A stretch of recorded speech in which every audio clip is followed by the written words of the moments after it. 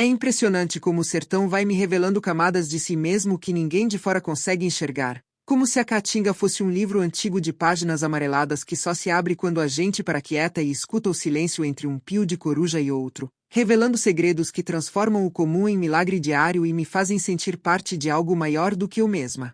Eu me pego parada no meio do caminho de terra batida, olhando para o horizonte onde as serras se encontram com o céu num tom de azul tão profundo que parece pintado à mão por um artista invisível. E aí eu entendo que a verdadeira riqueza não tá no que se tem, mas no espaço que a gente deixa para o inesperado acontecer. Como quando uma nuvem passageira traz sombra fresca bem na hora em que o calor tá insuportável e eu sinto um arrepio de gratidão que desce pela espinha e me lembra que o mundo cuida da gente do jeito dele, sem alarde.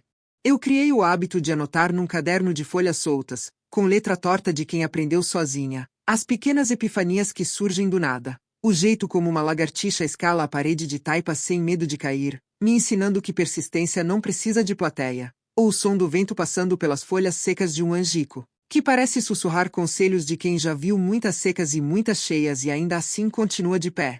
Eu guardo esses momentos como se fossem ouro em pó, porque eles viram combustível para os dias em que a solidão tenta pesar mais que o normal. E aí eu me sento na sombra fresca da casa e deixo a mente viajar por estradas que só existem dentro de mim, reconstruindo cenários onde eu converso com versões passadas de mim mesma. A menina que chorava escondida atrás do pé de juazeiro e a mulher que hoje sorri pro reflexo no balde d'água.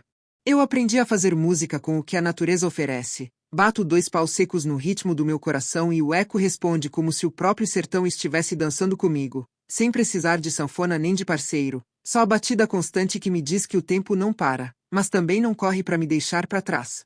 Tem noites em que eu acendo uma fogueira pequena no quintal só para ver as faíscas subirem e se misturarem com as estrelas, e eu fico imaginando que cada faísca carrega um desejo meu que nunca foi dito em voz alta, mas que o fogo entende e leva para longe, para quem sabe um dia voltar transformado em algo bom e quieto.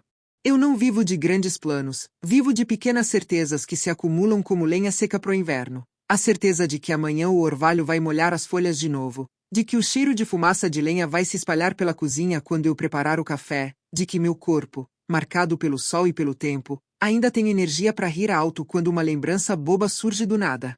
Porque no fundo eu descobri que a vida aqui não é sobre preencher vazios, é sobre celebrar os espaços que ficam, os intervalos entre uma respiração e outra, onde cabe o mundo inteiro sem apertar. E assim eu sigo, leve como folha ao vento, forte como raiz que atravessa a pedra, completa do jeito que o sertão me fez, sem precisar de mais nada além do que já tenho dentro do peito.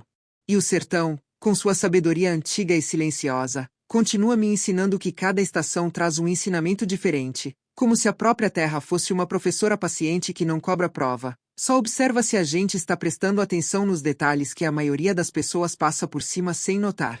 Eu acordo muitas vezes antes do primeiro raio de sol, quando o ar ainda está fresco e carregado daquele cheiro de orvalho misturado com o perfume sutil das flores de mandacaru que só abrem de madrugada. E nesse momento eu sinto uma conexão tão profunda com o ciclo da natureza que meu coração parece bater no mesmo ritmo das folhas que se movem devagar com a brisa leve. Eu passo as manhãs cuidando do pequeno pomar que plantei com mudas roubadas do mato, regando com água da cacimba que carrego no balde equilibrado na cabeça. E enquanto a água cai devagar eu converso com as plantas como se elas fossem velhas amigas, contando como foi o sonho da noite anterior ou reclamando da formiga que invadiu a despensa de novo. Eu descobri que o tempo aqui não é medido por relógio, mas por sinais. Quando os quixabeiras começam a soltar as folhas amarelas é hora de preparar a terra pro plantio. Quando os pássaros fazem ninho mais baixo é sinal que a chuva está perto. E quando o céu fica daquele tom de chumbo pesado é melhor guardar tudo dentro de casa porque a tempestade vem forte e rápida. Eu gosto de sentar no tronco caído perto da cerca e ficar observando as nuvens se transformarem, imaginando formas de animais, de rostos conhecidos, de futuros possíveis. E aí eu deixo a imaginação correr solta porque aqui não tem ninguém para julgar se meu devaneio é grande demais para uma mulher simples como eu. Eu aprendi a transformar o tédio em criação. Com restos de tecido velho eu faço bonecas para dar pras meninas da vizinhança. Com fios de sisal eu tranco cordas fortes o suficiente para amarrar bode teimoso. E com pedaços de madeira seca eu entalho pequenas figuras que depois coloco na prateleira como guardiãs da casa. Tem dias que eu passo a tarde inteira descascando milho para fazer pamonha, o cheiro doce subindo e se espalhando pelo quintal. E enquanto minhas mãos trabalham mecanicamente, minha mente viaja por memórias antigas, revivendo o dia em que aprendi a fazer farinha na casa da minha tia ou a primeira vez que consegui assar um bolo sem queimar a borda. Eu guardo no baú de madeira velha objetos que não têm valor para ninguém além de mim. Uma pena de gavião que caiu no terreiro, um pedaço de quartzo brilhante que encontrei na beira do riacho, uma foto amarelada da minha mãe sorrindo com o chapéu de palha. E cada vez que abro o baú eu sinto que estou abrindo um portal para o meu próprio passado. Um lugar onde eu posso visitar sem medo porque já aceitei todas as versões de mim que viveram ali. Eu não procuro grandes aventuras, eu encontro a aventura no pequeno, na descoberta de um novo ninho de passarinho, na primeira flor que brota no pé de acerola depois da seca, na risada espontânea que escapa quando o juazeiro tenta pegar uma borboleta e cai de cara no chão. Porque no fim das contas eu entendi que a vida não precisa ser grandiosa para ser profunda. Ela só precisa ser vivida com os olhos bem abertos e o coração disponível para receber o que o dia resolver trazer, seja uma chuva abençoada, seja um vento quente que lembra que até a dificuldade tem sua beleza própria. E assim eu sigo, dia após dia, tecendo minha existência com fios invisíveis de gratidão, de curiosidade e de uma paz que vem de dentro, do lugar onde o sertão e eu nos tornamos uma coisa só. Escuta, porque a história não acabou. Não enquanto eu tiver fôlego para contar e você tiver ouvido para escutar.